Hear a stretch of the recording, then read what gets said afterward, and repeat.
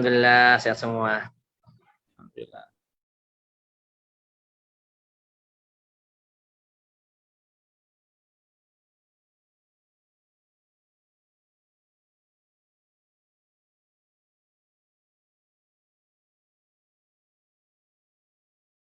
Tayyib, oke.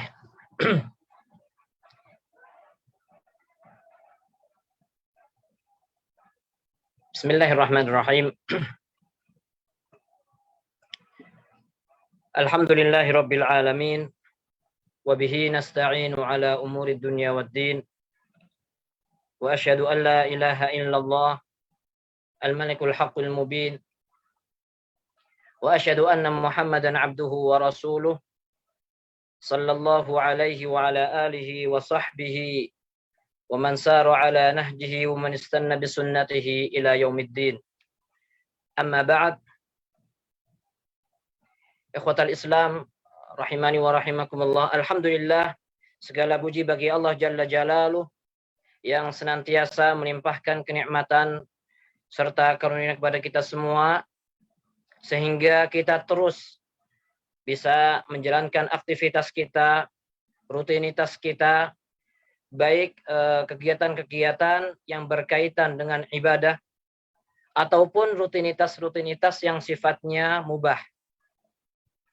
Tentunya semua itu kita iringi dengan harapan dan doa mudah-mudahan Allah Subhanahu wa taala senantiasa meridhai langkah kita, mengampunkan kesalahan-kesalahan kita, serta memudahkan kita untuk menuju surganya. Ikhwatal Islam rahimani wa rahimakumullah. Hari ini, hari Jumat, tanggal 14 Ramadan 1443 Hijriah atau 15 April 2022 Masehi.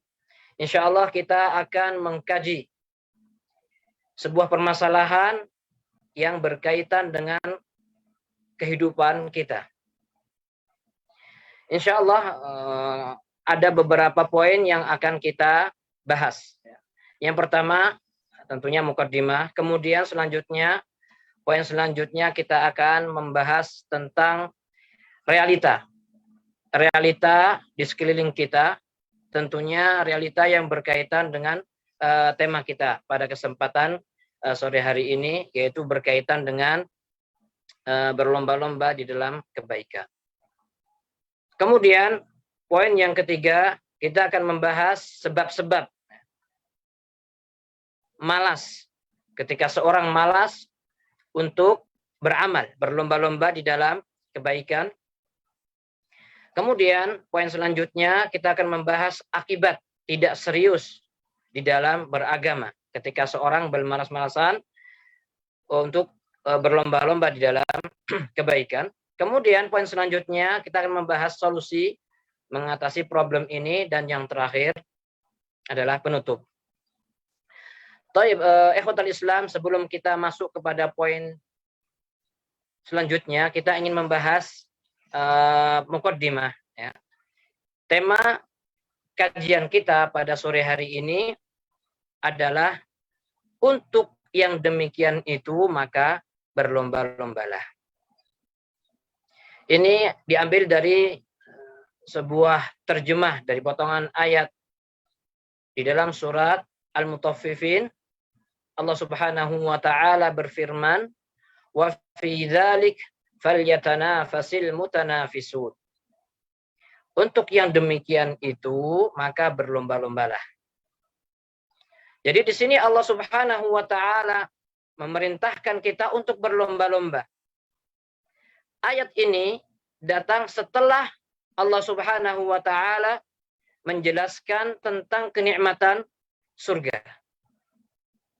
Allah Subhanahu wa taala berfirman, "Innal abrara lafi na'im." Sesungguhnya orang-orang yang berbakti, orang-orang yang baik, orang-orang yang sangat baik, lafi na'im, berada di dalam kenikmatan, yaitu di surga.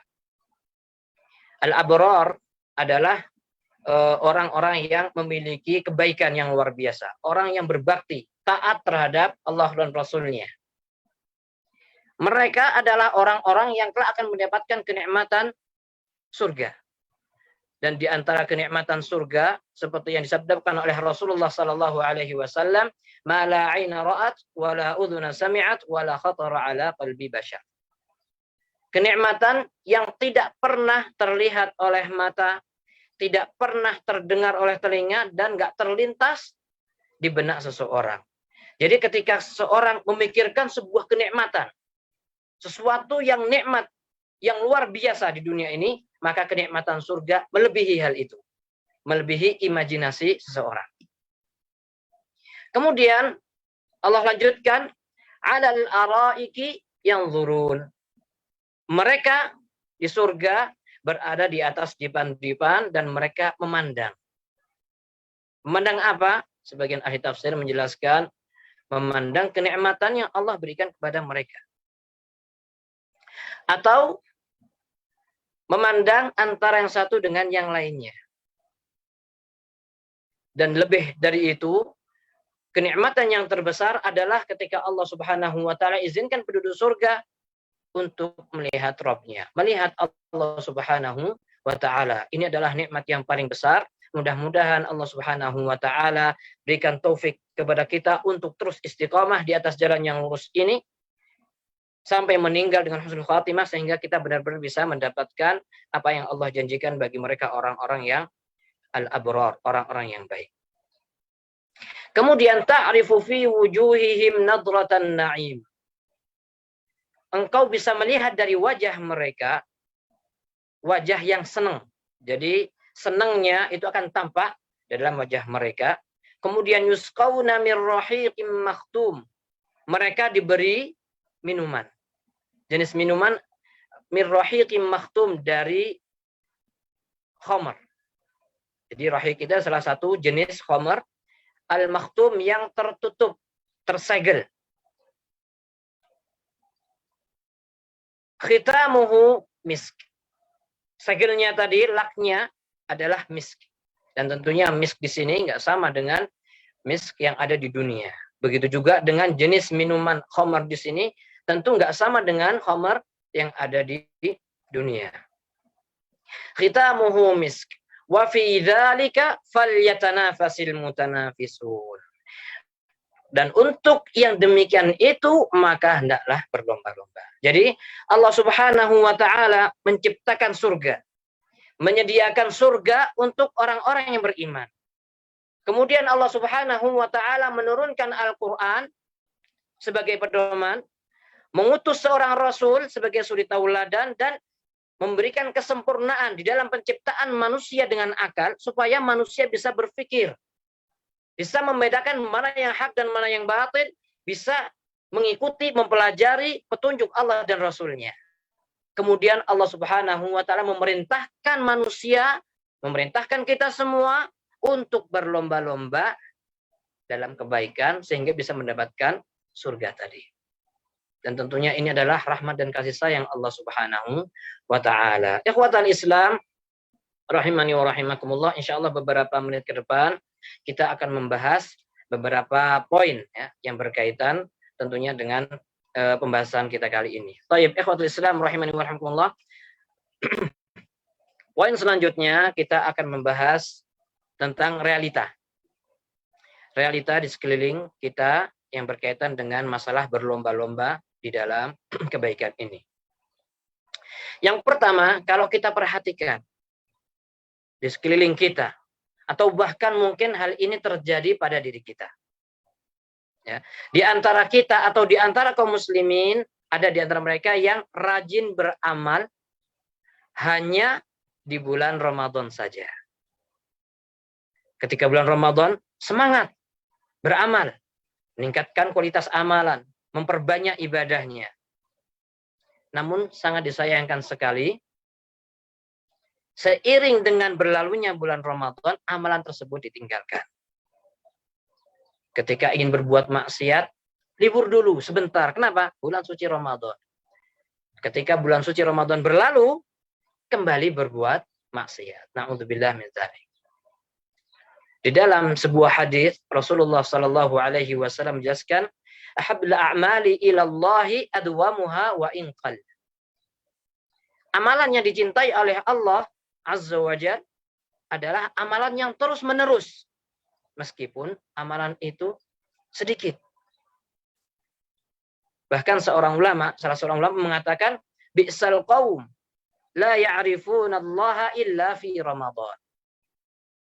Sejelek-jelek kaum adalah mereka yang tidak mengenal Allah Subhanahu wa taala kecuali ketika bulan Ramadan saja. Dan ini realitas sekeliling kita. Ketika kita menyadari bahwasanya ada dalam diri kita sifat seperti ini, hendaknya kita berusaha untuk memperbaiki diri kita. Baik. Poin yang kedua atau kondisi atau realita yang kedua adalah sebagian dari antara kita atau sebagian kaum muslimin ada yang rajin beribadah di bulan Ramadan, tapi hanya cuma awal-awalnya saja. Kalau tadi beramal di bulan Ramadan, ya, semangat, kemudian seiring berjalannya waktu, berlalunya Ramadan, akhirnya meninggalkan amalan. Nah, ini lebih parah lagi. Semangat beribadah ketika awal bulan Ramadan saja. Dan kita perhatikan, sebagian masjid, sebagian, tentunya nggak semuanya. Sebagian masjid penuh ketika awal-awal bulan Ramadan. Namun, ketika sudah mendekati akhir-akhir bulan Ramadan, sudah mendekati hari raya, masjidnya sepi.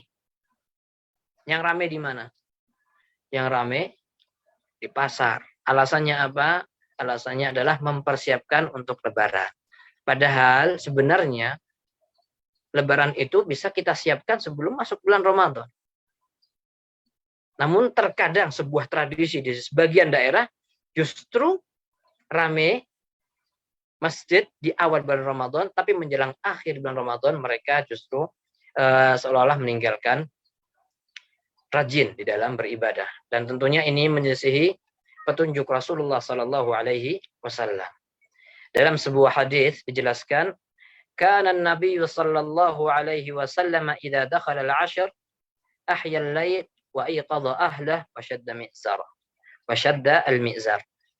Rasulullah Sallallahu Alaihi Wasallam ketika masuk 10 hari terakhir di bulan Ramadan, beliau ahyal lail, menghidupkan malam atau tidak tidur, mengisi malam-malam hari di bulan Ramadan dengan ibadah. Wa ayqadha ahlahu, dan membangunkan keluarganya. Wa shadda mi'zar.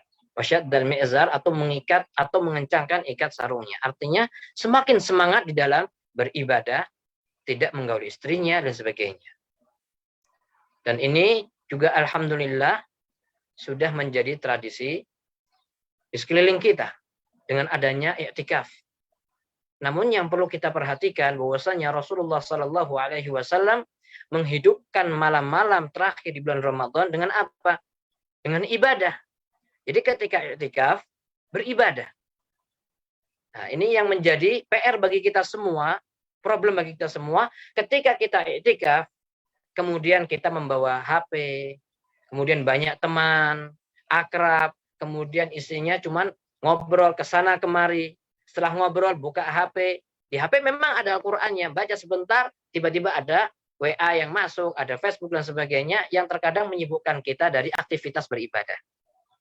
Rasulullah Shallallahu Alaihi Wasallam memberikan contoh kepada kita ketika menghidupkan malam-malam akhir bulan Ramadan dengan ibadah, ya, bukan dengan hal-hal yang membuat kita lalai. Kemudian di dalam hadis lain, karena Rasulullah Shallallahu Alaihi Wasallam yajtahidu fil ashril awakhir ma la yajtahidu fi ghairihi. Rasulullah Shallallahu Alaihi Wasallam berijtihad, bersungguh-sungguh di akhir bulan Ramadan dengan sebuah usaha atau sungguh-sungguh yang tidak dilakukan di malam-malam yang lainnya. Ini juga merupakan contoh dari Nabi kita, Nabi Muhammad Sallallahu Alaihi Wasallam. Mestinya semakin mendekati akhir bulan Ramadan, seorang semakin semangat. Terlebih kita mengetahui bahwasanya Lailatul Qadar, bulan atau hari, sebuah malam yang lebih mulia dari 1000 bulan, itu terletak di akhir 10 hari terakhir di bulan Ramadan. Tayyib, ikhwatal Islam. Kemudian di antara realita yang terjadi di sekeliling kita, di antara kaum muslimin, ada di antara mereka yang tidak semangat untuk rajin meningkatkan amalan di bulan Ramadan sekalipun, apalagi di bulan-bulan yang lainnya. Kalau yang pertama, rajin beramal hanya di bulan Ramadan. Yang kedua, rajin beribadah di awal bulan Ramadan. Dan yang ketiga ini kondisi yang lebih parah adalah sebagian kaum muslimin nggak semangat beribadah. Tidak ada keinginan untuk memperbaiki amalan, menambah amalan di bulan Ramadan atau terlebih lagi di bulan yang lainnya. Menganggap seolah-olah bulan Ramadan sama dengan bulan yang lainnya. Kalau kita misalkan atau sebagian kaum muslimin, mereka semangat di bulan Ramadan, kemudian menganggap bulan-bulan yang lain seperti Ramadan artinya tetap semangat beribadah, itu bagus. Tetapi ketika menyamakan antara bulan Ramadan dengan bulan yang lainnya, dalam artian nggak semangat beribadah, nah ini yang bermasalah.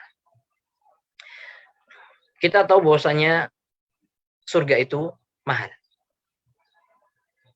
Dan di dalamnya terdapat kenikmatan yang luar biasa. Dan itu merupakan cita-cita semua manusia. Untuk mendapatkan sesuatu yang berharga, sesuatu yang istimewa, maka seorang harus berusaha. Kalau kita nggak semangat beramal, nggak di bulan Ramadan dan nggak di luar bulan Ramadan, lalu apa modal kita untuk mendapatkan surga?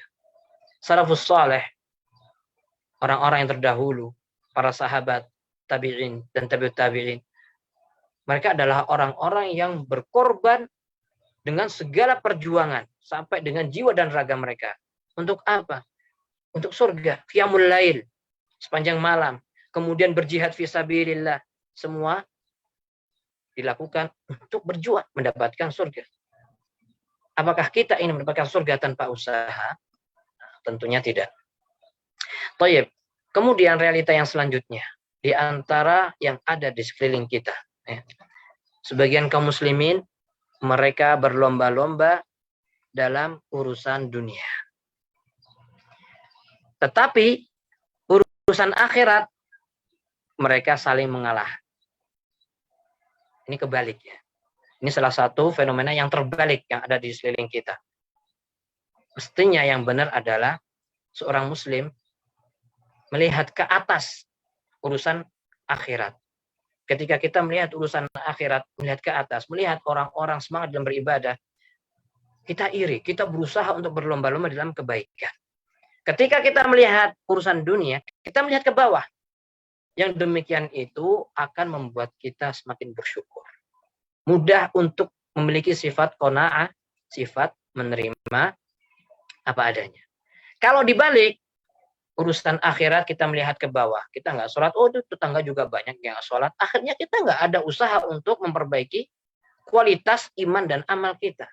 Nggak ada usaha untuk berlomba-lomba di dalam kebaikan. Apalagi ketika melihat urusan akhirat, urusan dunia, kita justru malah melihat ke atas. Akhirnya kita nggak mau bersyukur. Selalu merasa kurang terus. Di dalam Al-Quran, Allah Subhanahu wa Ta'ala berfirman, Sabiqu ila maghfiratin min rabbikum wa jannatin 'arduha ka'ardis sama'i wal ard u'iddat lil ladzina amanu billahi wa rusulihi dzalika fadlullahi yu'tihi man yasha' wallahu dzul fadlil 'adzim. Dalam ayat ini Allah Subhanahu wa Ta'ala memerintahkan kita semua untuk berlomba-lomba untuk mendapatkan ampunan dari Allah Subhanahu wa Ta'ala dan mendapatkan surga yang luasnya seperti langit dan bumi. Semua itu disediakan bagi mereka orang-orang yang beriman kepada Allah dan Rasul-Nya. Dzalika fadlullahi yu'tihi man yasha' wallahu dzul fadlil 'adzim. Itulah karunia Allah yang diberikan kepada siapa yang dikehendaki dan Allah memiliki karunia yang besar. Surga itu bertingkat-tingkat. Sebagaimana neraka juga bertingkat-tingkat. Di neraka ada darokat. Di surga ada darajat. Ada tingkat-tingkat. Dan kita semua berusaha untuk mendapatkan kenikmatan, mendapatkan surga yang tertinggi. Dan itulah yang diajarkan oleh Rasulullah SAW. Ketika kita ingin meminta, maka mintalah Firdausul A'la. Minta surga yang tertinggi. Bukan, ya Allah, saya minta masuk surga bagian pinggir nggak apa-apa. Tidak. Minta surga yang tertinggi. Namun juga disertai dengan usaha yang besar, usaha yang tinggi. Al-Imam Hasan Al-Basri rahimahullah mengatakan, "Idza ra'aitan nasa fi khair fanafiskum fi." Jika kamu melihat manusia berada dalam kebaikan, maka bersainglah dengan mereka. Wa idza ra'aitahum fi halaka fadharhum wa makhtaru. Dan kalau kamu melihat mereka berada dalam sebuah kebinasaan, maka tinggalkan mereka. Jangan kita ikut-ikutan dengan mereka. Rasulullah Shallallahu Alaihi Wasallam telah memberikan contoh kepada kita dalam masalah ini. Dalam surat Ad-Duha, Allah Subhanahu Wa Taala berfirman, "Wa wajadaka 'ailan fa'aghna." Bukankah Allah Subhanahu Wa Taala telah mendapatkan engkau wahai Muhammad dalam kondisi yang membutuhkan? Fa'aghna, maka Allah mencukupkan engkau wahai Muhammad. Jadi Allah Subhanahu Wa Taala sudah mencukupkan kehidupan Rasulullah SAW. Diberi kecukupan, dijamin. Dan kalau kita perhatikan, Rasulullah Shallallahu Alaihi Wasallam bukanlah orang yang bergelimang harta, yang selalu menggunakan mahkota atau duduk di singgasana, tidak. Beliau orang yang hidup dengan kesederhanaan. Terkadang beliau lapar. Terkadang beliau tidur di atas tikar. Dan inilah yang diberikan oleh Rasulullah SAW. Contoh yang diberikan oleh Rasulullah kepada kita. Dan dari sini kita juga bisa mengambil pelajaran bahwasanya orang cukup itu nggak mesti kaya. Dan orang kaya nggak mesti cukup. Karena hakikat kekayaan adalah sifat qanaah, sifat menerima dan pandai bersyukur. Ikhwatal Islam, rahimani wa rahimakumullah. Kalau kita pelajari, kita telusuri, kita perhatikan di sekitar kita, banyak sekali kondisi-kondisi yang berkaitan dengan masalah ini. Akan tetapi untuk meringkas pembahasan kita lanjutkan pada poin selanjutnya, yaitu sebab-sebab malas seorang berlomba di dalam kebaikan. Yang pertama, di antara sebab-sebab seorang malas berlomba-lomba di dalam kebaikan, yang pertama adalah berpaling dari majelis ilmu. Atau dengan kata lain, malas untuk belajar. Ini yang membuat seorang malas untuk berlomba-lomba dalam kebaikan. Ketika seorang nggak tahu keutamaan sebuah amalan, maka dia nggak tertarik untuk beramal. Berbeda dengan orang yang semangat belajar, menambah ilmu, kemudian mengamalkan ilmu yang dipelajari. Orang yang merasa puas dengan apa yang dimiliki. Misalkan ketika membaca Al-Quran. Dia merasa cukup. Nggak ada upaya untuk memperbaiki bacaan. Tahsin. Tidak ada usaha untuk menambah hafalannya dengan tahfidz misalkan. Tidak ada keinginan untuk memahami perintah-perintah Allah dan larangan-larangan di dalam Al-Quran dengan mempelajari tafsirnya. Merasa cukup apa adanya. Ketika sholat, ya sudah turun-temurun dari dulu ketika kecil saya sholat seperti ini, ya sudah sholat begitu saja. Nggak ada upaya untuk mempelajari, sehingga malas untuk berlomba-lomba di dalam kebaikan. Kemudian, yang kedua, di antara sebab seorang malas untuk berlomba-lomba di dalam kebaikan adalah ada begal. Ya. Ada begal menuju jalan surga. Kalau di dalam kehidupan dunia kita sering dengar banyak begal. Maka jalan menuju surga tentunya lebih ada begal lagi. Ya. Surga yang tempat kenikmatan, tempat orang-orang yang beriman, pasti ada begalnya. Yaitu setan. Di dalam Al-Quran, Allah Subhanahu wa Ta'ala jelaskan, "Inna syaitana lakum adu. Fattakhidhuhu aduwa, innama yad'u hizbahu liyakunu min ashabis sa'ir." Sesungguhnya setan adalah musuh kalian. Maka jadikanlah dia musuh. Innama yad'u hizbahu liyakunu min ashabis sa'ir. Sesungguhnya dia akan berusaha mengajak kelompoknya, mengajak manusia untuk menjerumuskan ke dalam neraka. Untuk dijerumuskan ke dalam neraka. Setan akan berusaha sebanyak mungkin menggelincirkan manusia. Jadi ketika kita sudah berusaha mengikrarkan diri untuk meniti siratal mustaqim, jalan yang lurus menuju surga, setan tidak akan pernah diam, setan terus akan berjuang, berusaha menggelincirkan kita. Ketika kita ingin berlomba-lomba dalam kebaikan, setan akan berusaha mengganggu. Memalingkan dari yang wajib menjadi yang sunnah, dari yang sunnah menjadi yang mubah, sampai makruh, sampai terus ke dalam perbuatan yang haram. Terus berusaha membuat kita malas di dalam beramal. Baik. Sebab selanjutnya adalah syahwat. Cinta dunia dan melupakan akhirat. Terkadang seorang sudah mengetahui kebenaran, tapi kadang-kadang malas untuk mengikuti kebenaran. Kenapa? Adanya syahwat. Tapi mengedepankan syahwat. Cinta dunia, kemudian melupakan akhirat. Padahal dalam Al-Quran, Allah jelaskan hakikat dunia ini. Banyak sekali ayat-ayat yang menjelaskan tentang dunia. Di antaranya, seperti yang Allah sebutkan, وَمَا الْحَيَاةُ الدُّنْيَا فِي الْآخِرَةِ إِلَّا مَتَاعٌ. Dunia ini nggak ada apa-apanya dibandingkan dengan akhirat.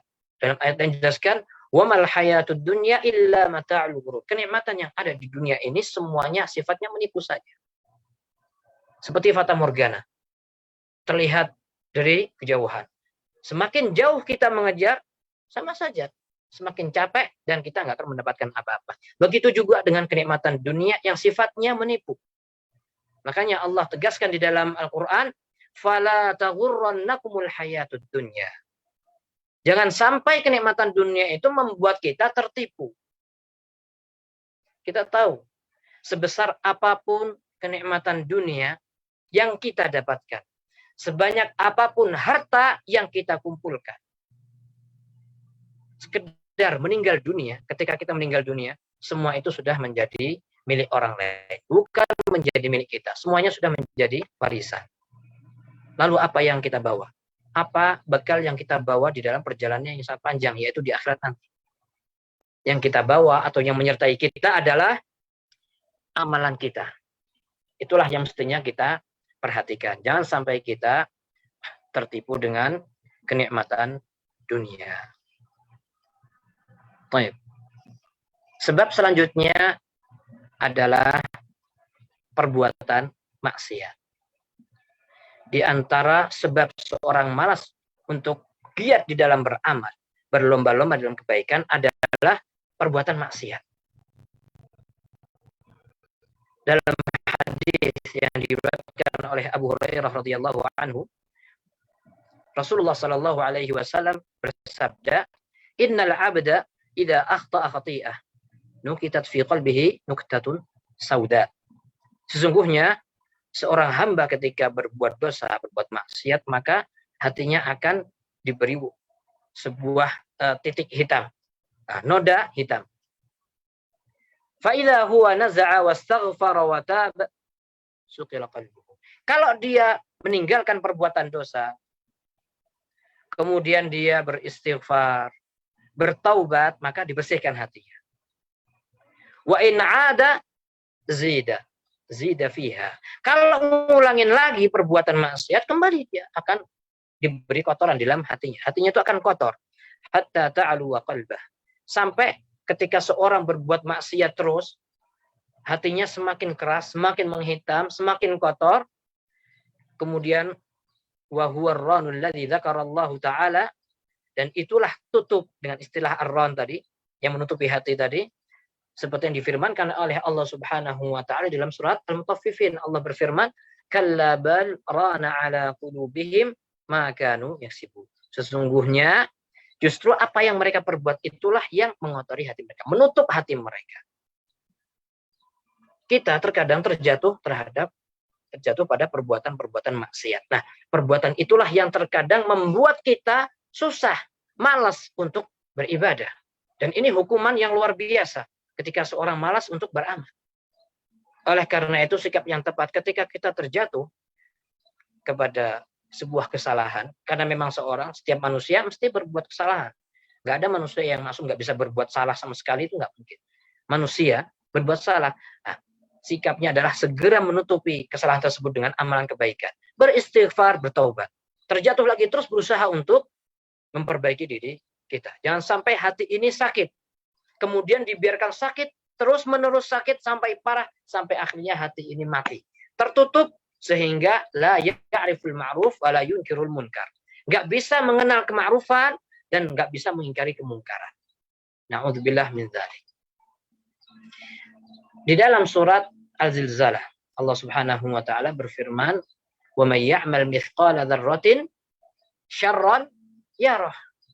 Orang yang berbuat perbuatan yang jelek, meskipun sekecil apapun, sekecil az-zarrah. Zarrah itu ada yang mengartikan ketika kita misalkan membuka jendela, kemudian ada cahaya yang masuk. Di situ ada partikel-partikel kecil. Misalnya anak-anak kecil main-main gitu kan, pengen nangkap. Itu zarrah. Ketika ada seorang yang berbuat dengan sebuah amalan yang jelek sekecil zarrah tadi, ya roh, dia akan melihat hasilnya, akibatnya. Di mana? Di dunia, di alam kubur, dan di akhirat.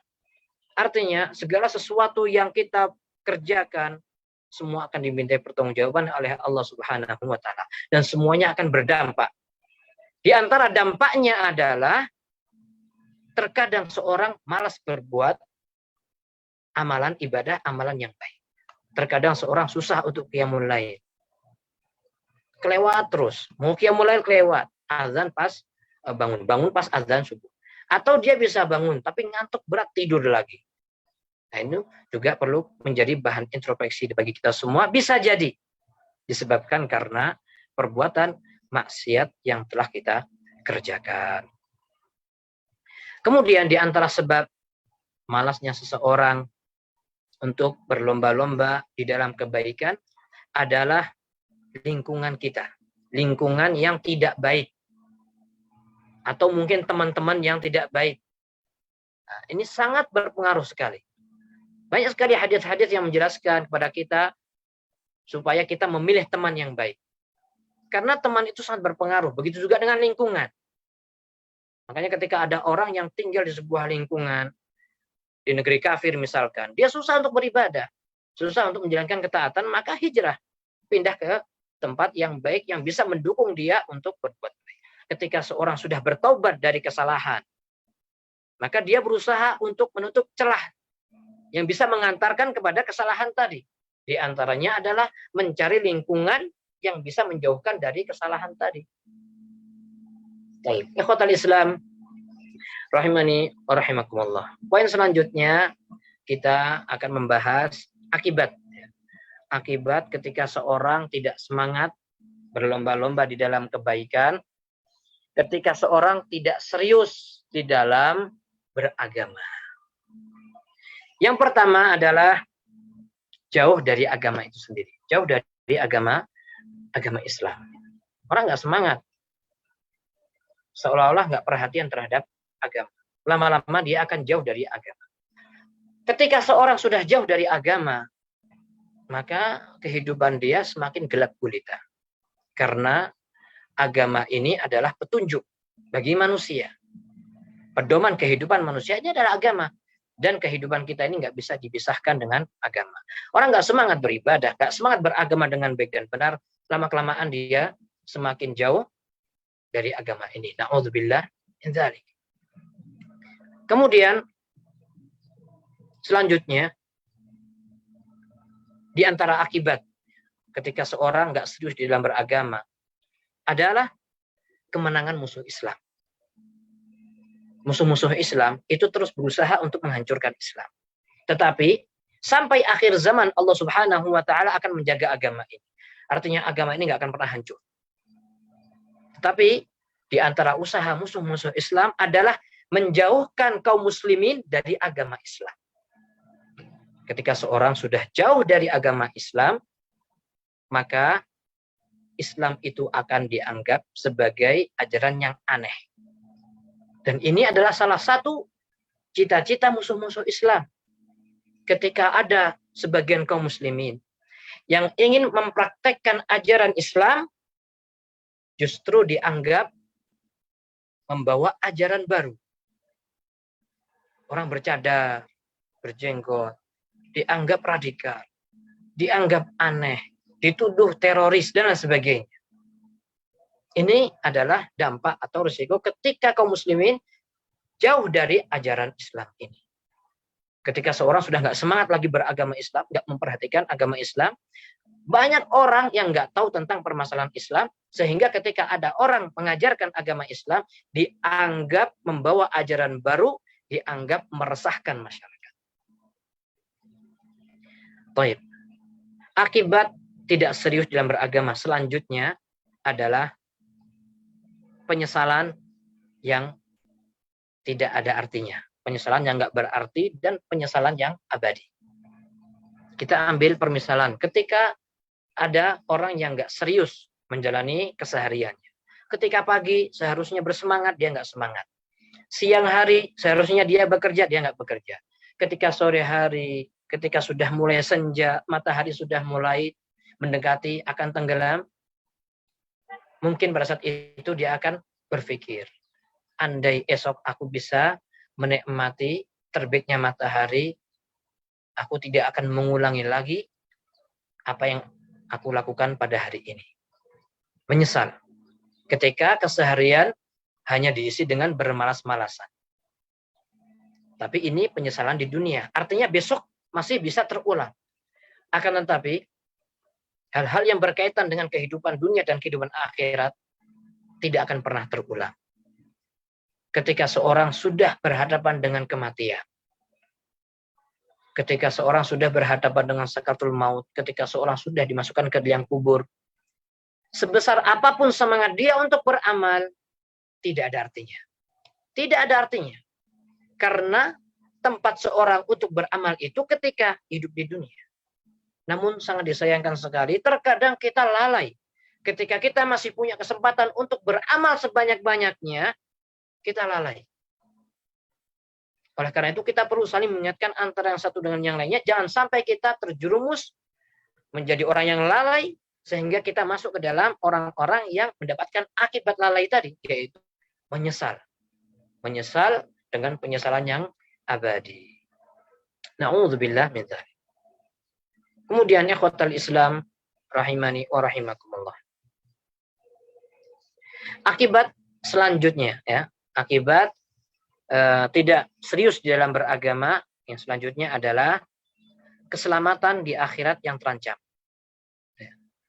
Karena hakikat hidup adalah perjuangan. Allah Subhanahu wa taala sudah mengingatkan kita semua tentang hakikat kehidupan di dunia ini seperti apa, tentang kenikmatan yang abadi, kenikmatan di akhirat bagaimana. Kemudian Allah juga menganjurkan, bahkan memerintahkan kepada kita untuk berusaha fastabiqul khairat. Berlomba-lombalah dalam kebaikan. Wa fi dzalika falyatanafasil mutanafisun. Untuk yang demikian itu maka hendaklah berlomba-lomba. Allah Subhanahu wa taala sering mengingatkan kita dalam Al-Qur'annya. Namun terkadang sebagian di antara kita jarang membaca Al-Qur'an. Jangankan membaca Al-Qur'an, bahkan menyentuh pun tidak, mempelajari pun tidak. Nas'alullah al-afiyah. Atau mungkin mending kadang-kadang ada juga yang belajar tapi tidak merenungi, tidak mentadabburi maknanya. Padahal di dalam Al-Qur'an banyak sekali perintah-perintah Allah, mau'izah, nasihat-nasihat yang mengingatkan kepada kita tentang kehidupan dunia dan kehidupan akhirat.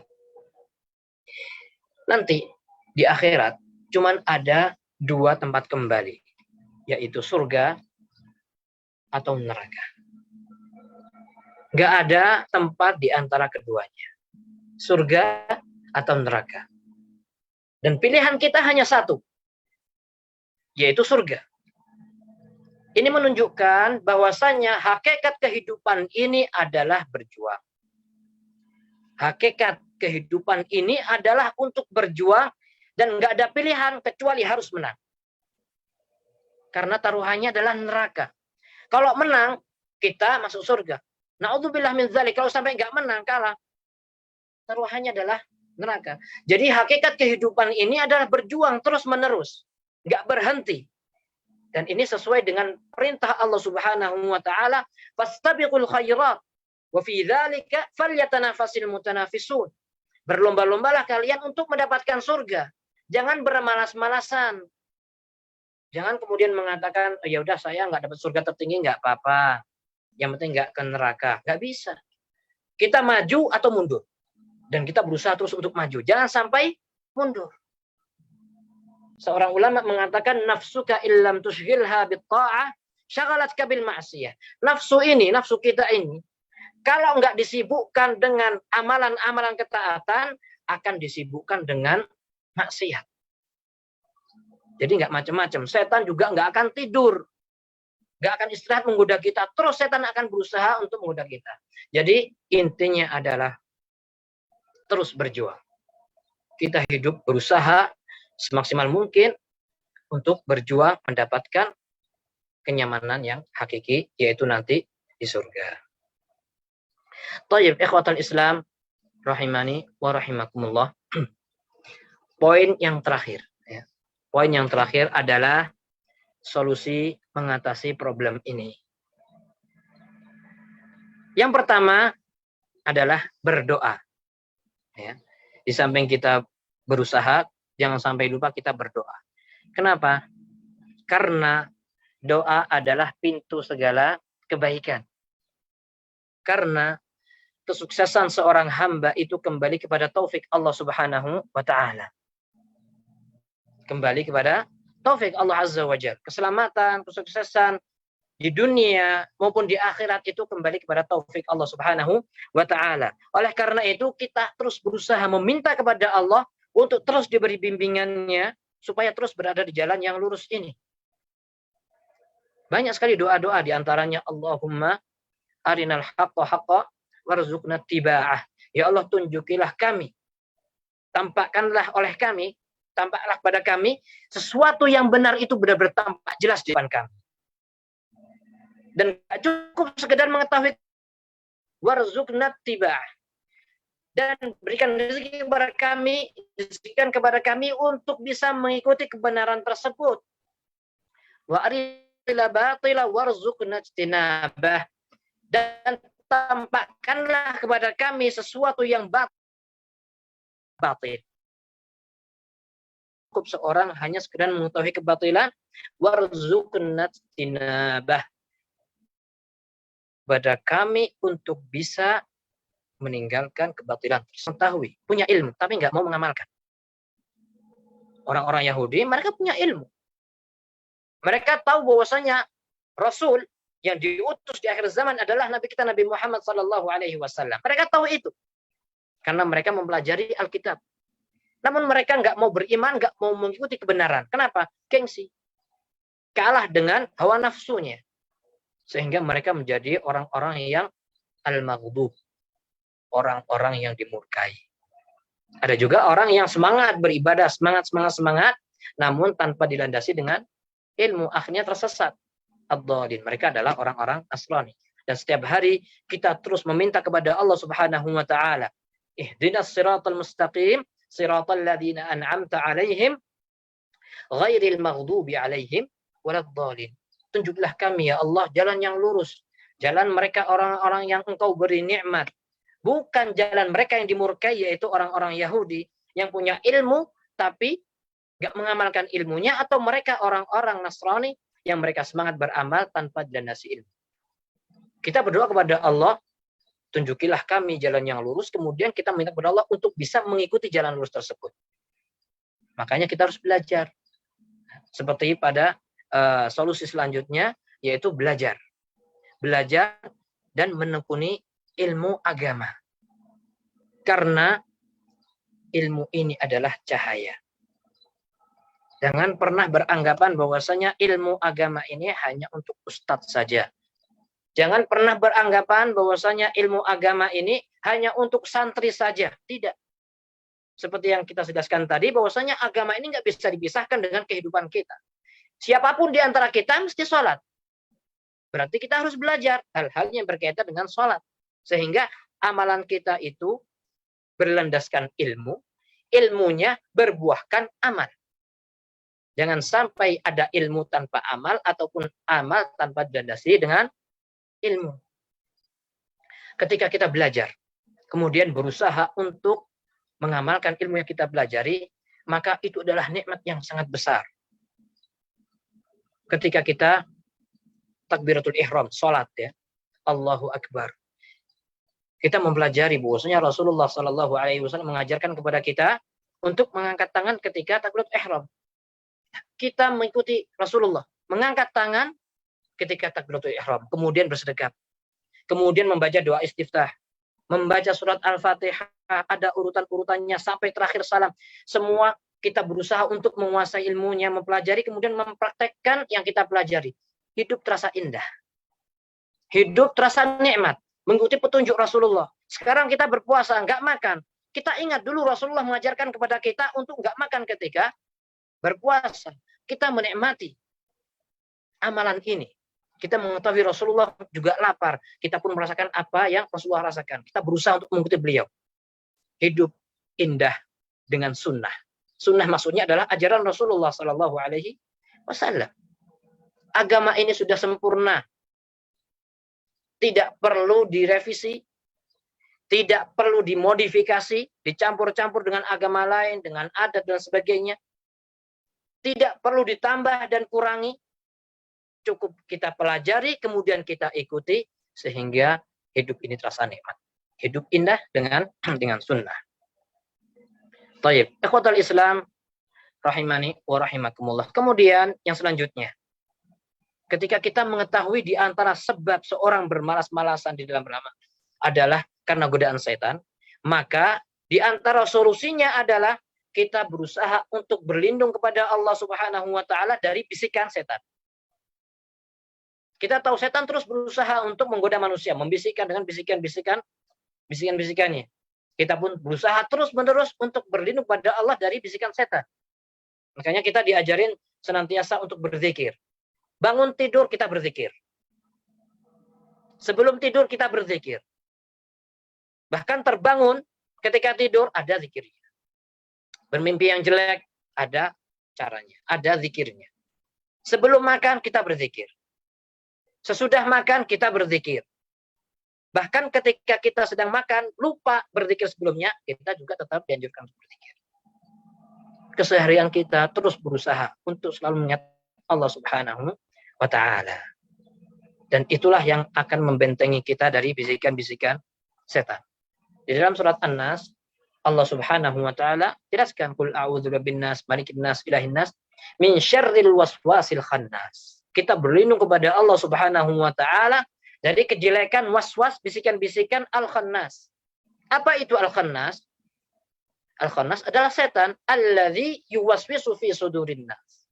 Setan yang membisikkan di dada-dada manusia. Setan disebut khannas. Kenapa? Karena dia tersembunyi.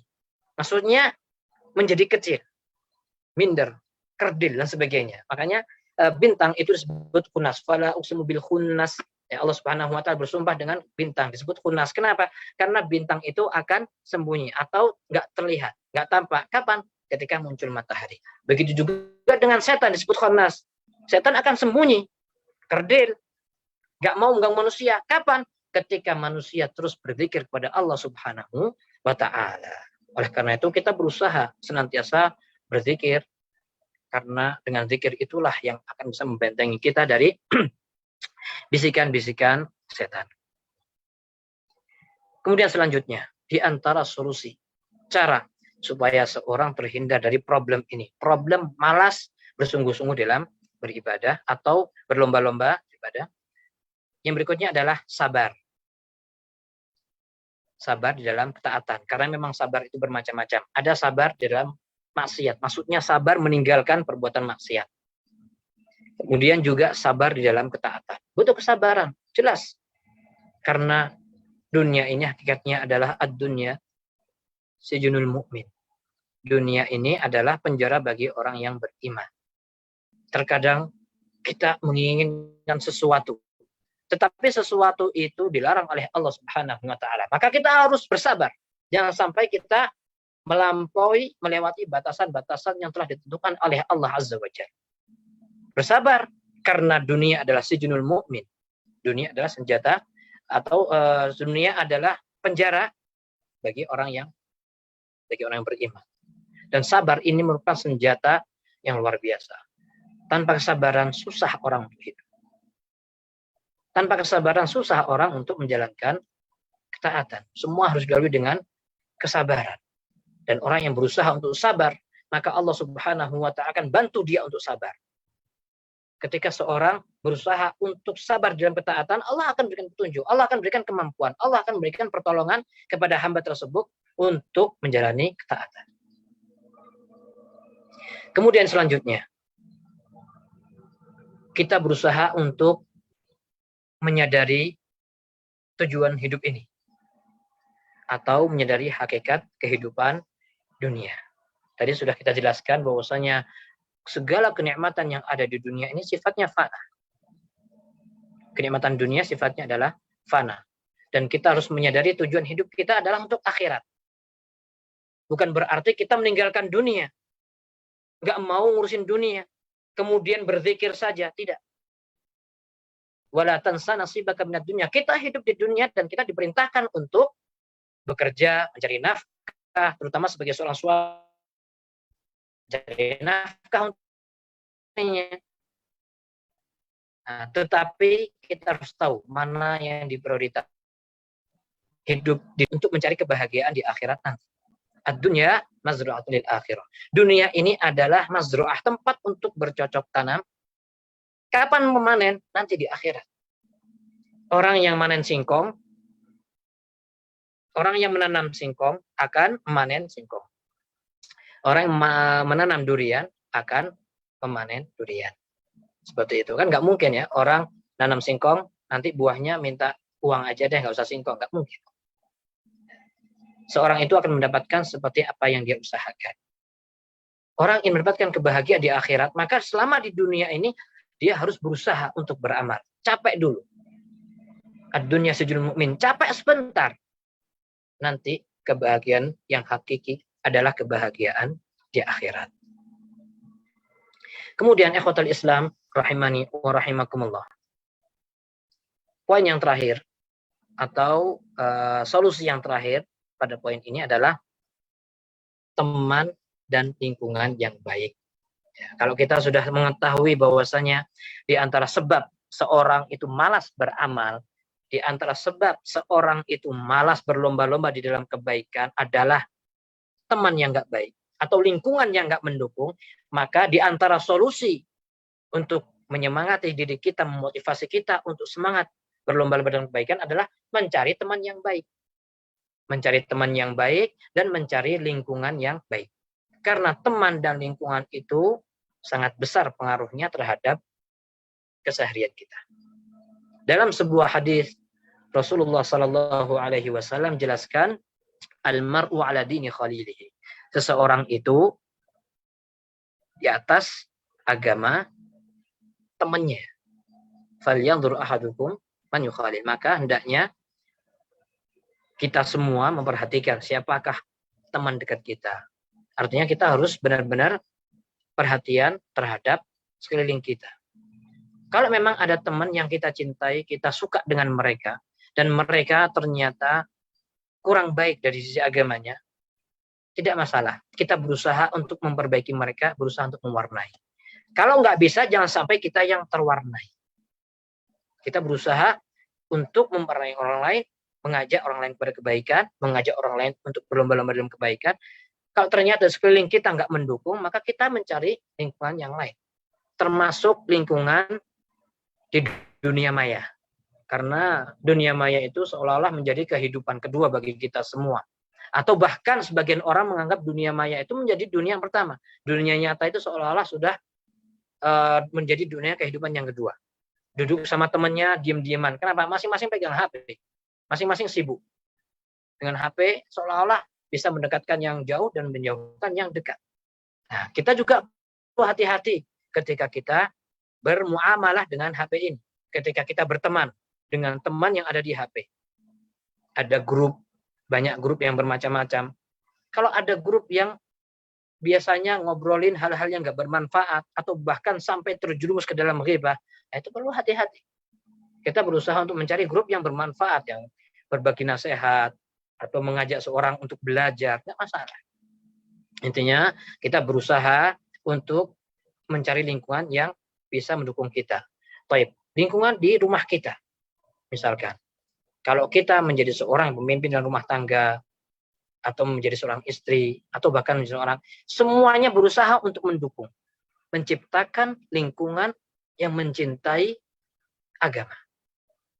Lingkungan yang mencintai Al-Quran. Mencintai lingkungan yang mencintai sunnah-sunnah Rasulullah Sallallahu Alaihi Wasallam. Kita bekerja sama dengan keluarga untuk menciptakan lingkungan ini. Sehingga semua itu bisa membantu kita untuk meningkatkan, untuk berlomba-lomba di dalam kebaikan. Bukan kemudian kita pergi ke masjid, beribadah sendiri di masjid, keluarganya dibiarkan tenggelam di dalam kelalaian. Tidak seperti itu. Justru untuk membuktikan cinta kita kepada keluarga kita adalah berusaha bergandengan tangan erat dalam rangka ketaatan, sehingga besar harapannya adalah sebagaimana Allah Subhanahu wa taala pertemukan kita semua di dunia ini, kita berharap kita semua bertemu di surganya nanti. Thayyib ikhwatal Islam rahimani wa rahimakumullah, itulah beberapa poin yang perlu kita sampaikan. Dan sebagai penutup, kita tahu bahwasanya generasi yang terbaik adalah generasi yang pertama. Rasulullah Sallallahu Alaihi Wasallam bersabda, khairul quruni qarni, tsumma alladziina yalunahum, tsumma alladziina yalunahum. Sebaik-baik generasi adalah generasi, yaitu para sahabat. Mereka orang-orang yang dipilih oleh Allah Subhanahu wa taala untuk menemani Rasulullah Sallallahu Alaihi Wasallam di dalam menyampaikan risalah ini. Mereka adalah orang-orang yang belajar langsung kepada Rasulullah Sallallahu Alaihi Wasallam. Mereka adalah orang-orang yang terbaik. Tsummal ladzina yalunahum, yaitu para tabi'in, kemudian orang yang hidup di generasi setelahnya, yaitu para tabi'in. Orang-orang yang hidup, yang belajar, yang menyaksikan kehidupan para sahabat. Tsummal ladzina yalunahum, kemudian generasi setelahnya yaitu atba' tabi'in. Jadi mereka adalah orang-orang yang sukses. Ketika kita ingin sukses, maka ikutilah mereka.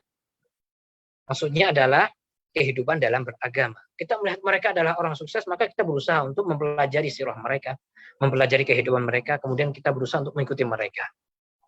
Ya.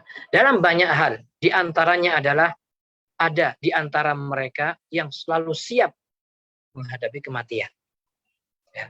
Ada di antara rawi hadis, ya, saya lupa namanya, dan ini sering disebut oleh di majelis Syekh Abdul Muhsin Al-Abbad, hafizahullah wa ra'ah.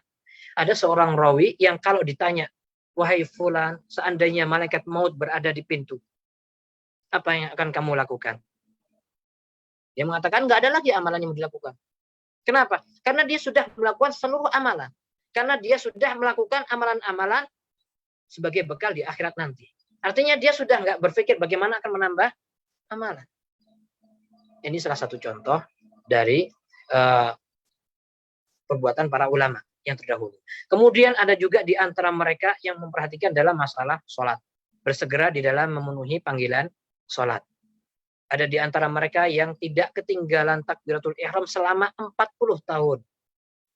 Ada di antara mereka yang selama 40 tahun ketinggalan takbiratul ihram sekali.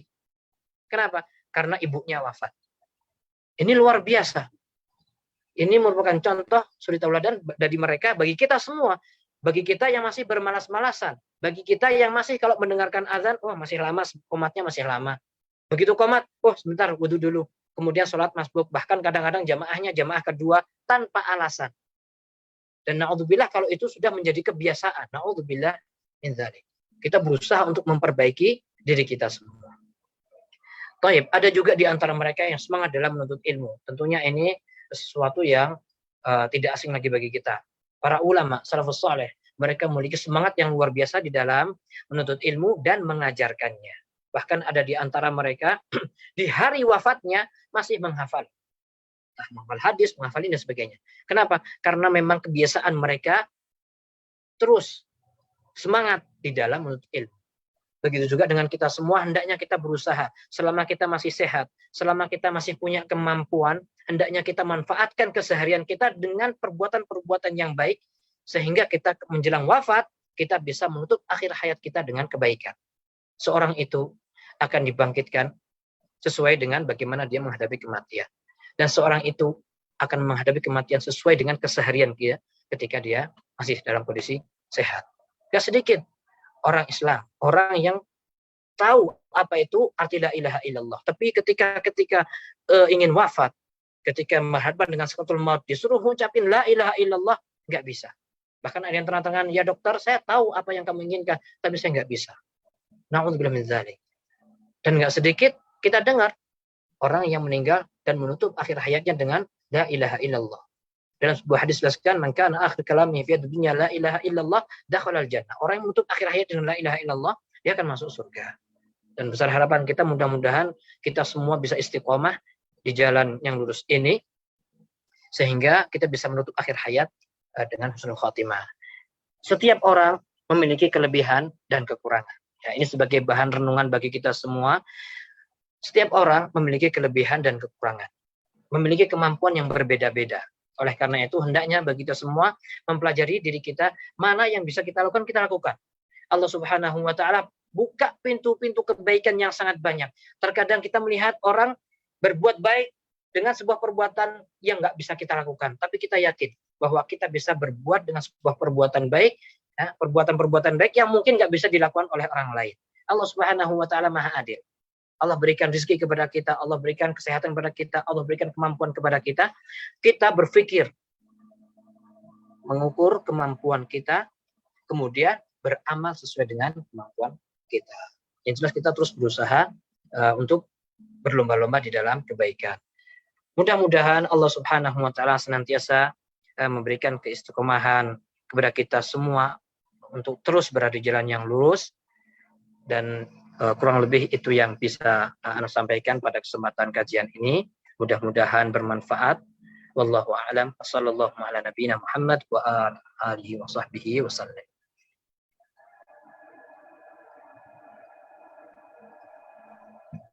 Bismillah, walhamdulillah, wassalatu wassalamu ala rasulillah wa ala alihi wa sahbihi wa man wala.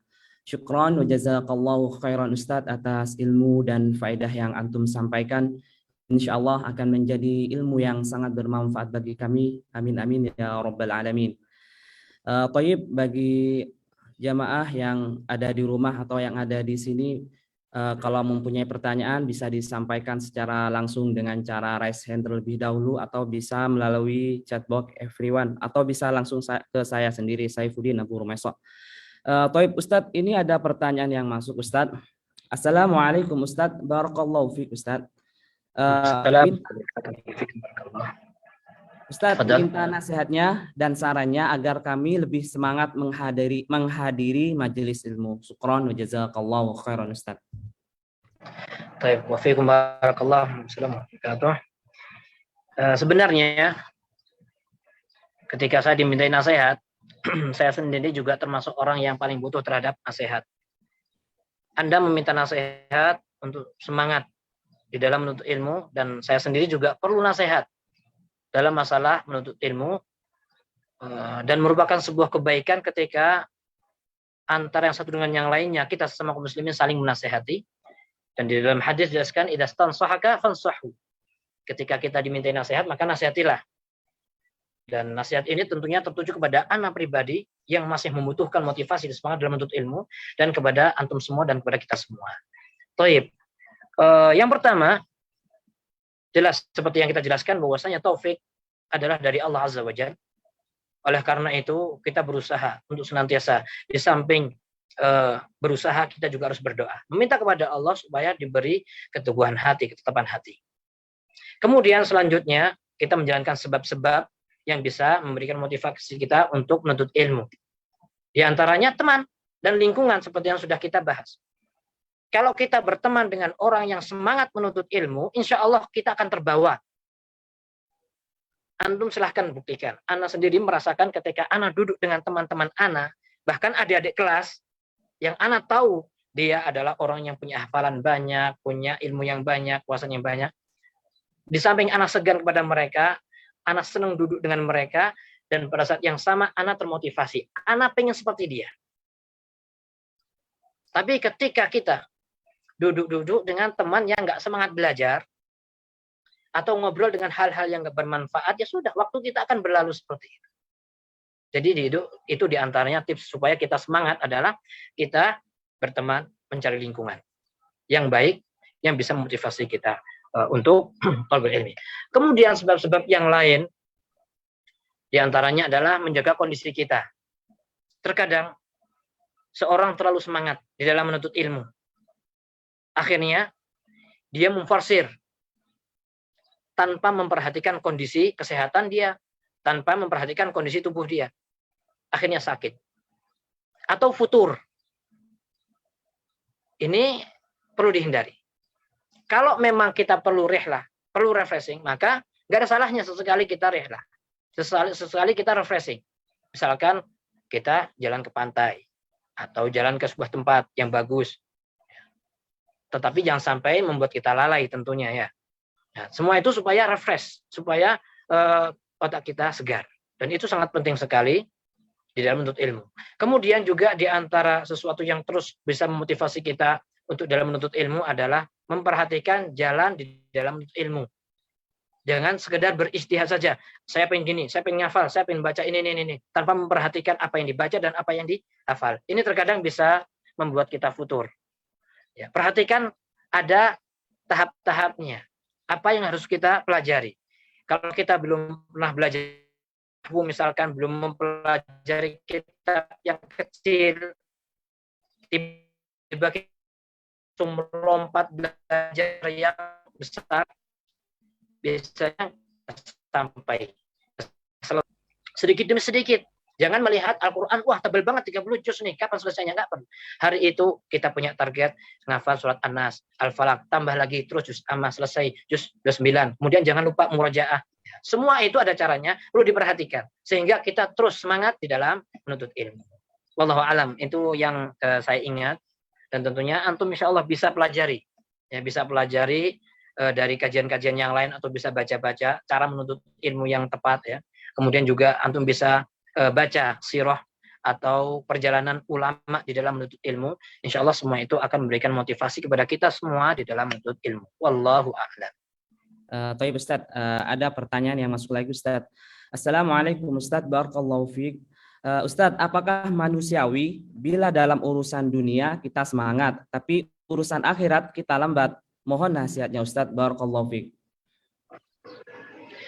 Baik, pertanyaan apakah itu manusiawi, saya sebenarnya nggak tahu ya, apakah itu manusia atau enggak, saya nggak tahu. Tapi yang jelas memang seperti yang sudah dijelaskan tadi, nafsu ini akan menjerat kita. Dan bagaimana kita berusaha untuk melawan hawa nafsu kita. Seperti itu. Kemudian Rasulullah SAW sudah memberikan petunjuk kepada kita dalam masalah urusan dunia harus demikian, dalam urusan akhirat harus demikian. Dan Islam tidak pernah melarang kita untuk meninggalkan dunia. Tidak, sebaliknya tetap dunia tetap kita perhatikan. Wala tansa nasibaka minad dunya. Jangan lupa terhadap dunia. Hanya saja prioritas mana yang harus diprioritaskan. Kemudian adapun nasihatnya kurang lebih seperti yang kita bahas pada kajian kita sore hari ini, seperti berdoa, kemudian mencari teman. Nah, kalau teman kita adalah teman-teman yang suka pecinta dunia, yang lalai, kita akan terseret untuk menjadi orang yang lalai. Kita berusaha untuk berteman dengan teman-teman yang baik, yang bisa mengingatkan kita tentang akhirat. Wallahu a'lam. Itu yang bisa anak ingat, dan insya Allah bisa antum pelajari, bisa antum tanyakan kepada asatidzah untuk bisa mendapatkan jawaban yang lebih. Wallahu a'lam. Baik Ustaz, ada pertanyaan yang masuk lagi Ustaz. Assalamualaikum Ustaz. Minta nasihatnya bagi orang yang masih gemar melakukan atau tidak bisa lepas dari maksiat, misalnya televisi, berita, musik atau lainnya. Di sisi lain, ia tetap juga tekun beribadah Ustaz. Syukran wa jazakallahu khairan. Berkaitan dengan maksiat. Memang tidak ada manusia yang selamat dari maksiat. Seorang akan terjatuh. Namun jangan sampai kita membiarkan diri kita larut di dalam perbuatan maksiat. Adapun bagaimana cara meninggalkan, di antaranya adalah berusaha menutup segala celah yang bisa mengantarkan kepada kemaksiatan. Misalkan kalau televisi itu bisa mengantarkan kepada kemaksiatan, ya sudah menjauh dari televisi. Bukan berarti saya mengatakan jangan lihat televisi, jangan. Atau HP, kadang-kadang HP itu kadang-kadang bisa menjerat kita kepada macam-macam. Itu kita berusaha untuk mengontrol. Kalau memang nggak penting buka HP, sudah tinggalkan dulu. Jadi segala sesuatu yang bisa mengantarkan kepada perbuatan maksiat, kita berusaha untuk menutupnya. Itu yang pertama. Kemudian yang kedua, kita harus punya kemauan yang kuat. Harus punya azam. Harus berjuang dan harus sabar. Itulah namanya hidup. berjuang untuk menjauhi yang namanya maksiat. Setan akan terus berusaha untuk menggoda manusia berbuat maksiat, dan kita berusaha meninggalkan maksiat tersebut. Kemudian kita juga berdoa kepada Allah Subhanahu wa taala dari bisikan-bisikan setan. Kemudian kita juga berdoa kepada Allah untuk diberi keteguhan, dan kita yakin walladzina jahadu fina lanahdiyannahum subulana. Orang yang berjuang di jalan Allah akan kasih bantuan, akan ditunjuki. Kita bersabar, Allah memberikan kekuatan kepada kita bersabar. Yang penting kemauan seperti itu. Toib, ada pertanyaan. Realitas sekarang banyak kelompok-kelompok dalam Islam sehingga membuat kami yang pemula menjadi setiap kelompok mengajak kepada kelompoknya dan menyalahkan yang lain. Mohon nasihatnya, Ustadz. Toib, sebenarnya perpecahan itu sesuatu yang tidak bisa dihindari, dan itu sudah dijelaskan oleh Rasulullah SAW sejak beliau masih hidup. Dan wasiat beliau satu, alaikum bisunnati wa sunnatul khulafa'ir rasyidin al-mahdiyyin min ba'di. Kalau kita bingung, maka pedoman kita adalah Al-Quran dan hadis. Itu adalah wasiat Rasulullah SAW. Supaya nggak bingung, supaya kita selamat, ikuti petunjuk Al-Quran dan hadis. Caranya gimana? Ya belajar. Dengan belajar itulah kita bisa menentukan jalan. Dan Allah Subhanahu wa taala Maha mengetahui isi hati kita. Ketika kita benar-benar jujur ingin mencari kebenaran, Allah akan mudahkan jalan menuju kebenaran. Walladzina jahadu, seperti yang saya jelaskan, walladzina jahadu fina lanahdiyannahum subulana. Antum perhatikan kisah Salman Al-Farisi. Beliau itu aslinya bukan orang Madinah, bukan orang Mekah. Dia jauh, ya. Tapi beliau mencari kebenaran sampai jadi budak, dijual dan sebagainya, sampai akhirnya beliau bertemu dengan Rasulullah sallallahu alaihi wasallam. Antum perhatikan Abu Jahal. Antum perhatikan Abu Lahab. Mereka itu bukan orang jauh. Mereka adalah orang yang hidup di sekeliling Rasulullah SAW. Tinggal di Mekah. Tapi ketika hatinya nggak ingin menerima kebenaran, maka nggak ada artinya. Jadi kita berusaha untuk mencari jalan yang benar. Allah akan berikan hidayah kepada kita semua. Kita terus meminta kepada Allah, dan Allah Maha tahu keinginan kita. Allah akan beri petunjuk kepada kita. Kembali kepada Al-Quran dan Sunnah. Itu intinya seperti itu. Wallahu a'lam. Jadi intinya membangun sebuah loyalitas itu bukan berdasarkan kelompok. Ya. Artinya kalau kamu sama saya dalam satu kelompok, berarti kamu teman. Kalau orang itu, oh itu bukan kelompok kita. Nah itu nggak tepat ya. Jadi membangun loyalitas itu bukan atas dasar kelompok, tetapi yang jadi barometer adalah Al-Quran dan Sunnah, dan kita belajar berusaha untuk membaca Al-Quran dan Sunnah supaya bisa mengerti kebenaran tersebut. Wallahu a'lam. Itu yang bisa Ana jawab. Tapi Ustadz, ada pertanyaan satu lagi, Ustadz. Assalamualaikum Ustadz. Ustadz, bagaimana kiat memanage hati kita agar dapat istiqomah dalam beramal saleh? Syukran jazakallahu khairan, Ustadz. Sampai akhir semuanya nasihat, motivasi dan sebagainya, dan terus terang Ana sendiri malu. Ketika dikasih pertanyaan seperti itu, Ana sendiri juga sama dengan antum. Seandainya Ana duduk di depan teman Ana, di depan Ustadz Ana, di depan Syekh, mungkin pertanyaan Ana pun sama dengan antum. Ya, intinya adalah kita berusaha memanage hati, meningkatkan kualitas amal, meningkatkan semangat dalam menuntut ilmu. Ya, semuanya kurang lebih sama. Dan jawaban Ana pun nggak jauh-jauh, karena Ana sendiri seperti antum. Ya. Yang pertama adalah berdoa. Karena hati ini di tangan Allah Subhanahu wa ta'ala. Yang membolak-balikkan hati ini adalah Allah Subhanahu wa ta'ala. Sehingga kita sendiri diajari oleh Rasulullah SAW untuk berdoa menetapkan hati kita. Di antaranya, ya muqallibal qulub, tsabit qalbi ala dinik. Wahai yang membolak-balikkan hati, teguhkanlah hati kami. Tsabit qalbi ala dinik, dalam agama ini. Jadi kita meminta kepada Allah keteguhan hati. Kemudian yang berikutnya juga, kita berusaha menghindari hal-hal yang mengganggu hati kita. Di antaranya seperti yang sudah kita bahas, perbuatan maksiat. Karena perbuatan maksiat akan mengotori hati kita. Begitu kita terjerumus ke dalam perbuatan maksiat, kita berusaha untuk bertobat. Segera mengikuti kejelekan dengan kebaikan. Sehingga ketika kita berusaha menjaga hati, maka hati kita akan terus bersih. Dan hati ini sesuatu yang luar biasa. Dia adalah raja. Raja bagi anggota tubuh kita. Dalam hadis dijelaskan, idza salahat salahal jasadu kulluh wa idza fasadat fasadal jasadu kulluh. Ketika hati sudah kotor, jelek, maka seluruh anggota tubuh menjadi jelek, menjadi bejat, jahat dan sebagainya. Tapi ketika hati ini bagus, maka semuanya akan menjadi bagus, dan ini harus dijaga semaksimal mungkin. Jangan sampai kita dipermainkan oleh setan ketika hati dikuasai oleh setan. Dalam surat An-Nas, Allah Subhanahu wa taala memerintahkan kita untuk berlindung pada Allah dari godaan setan yang menyerang hati kita. Dalam surat Al-Falaq, Allah Subhanahu wa taala memerintahkan kita untuk berlindung dari 4 hal, ya kan? Nah, tetapi para ulama mengatakan satu hal itu lebih berat, lebih besar daripada 4 hal. 4 hal, kejelekan makhluk, kemudian dari hasad, kemudian dari malam, ya, gelapnya malam, dan dari nafathati fil uqad, dari gangguan sihir. Nah, tetapi yang dalam surat An-Nas itu cuma 1, dan itu lebih berbahaya. Oleh karena itu kita semua berusaha untuk menjaga hati kita. Wallahu alam, itu yang bisa ana jawab, dan mudah-mudahan antum semua insya Allah bisa terus menggali ilmu ini sehingga antum bisa mendapatkan jawaban yang antum cari. Wallahu alam. Syukran wa jazakallahu khairan Ustaz atas ilmu dan faedahnya Ustaz. Karena di sini sekarang sudah adzan maghrib Ustaz, maka saya kembalikan ke antum. Silakan ditutup Ustaz. Baik, langsung saja kita tutup. Subhanakallahumma bihamdik asyhadu an la ilaha illa anta astaghfiruka wa atubu ilaik. Wassalamualaikum warahmatullahi wabarakatuh. Waalaikumsalam warahmatullahi wabarakatuh.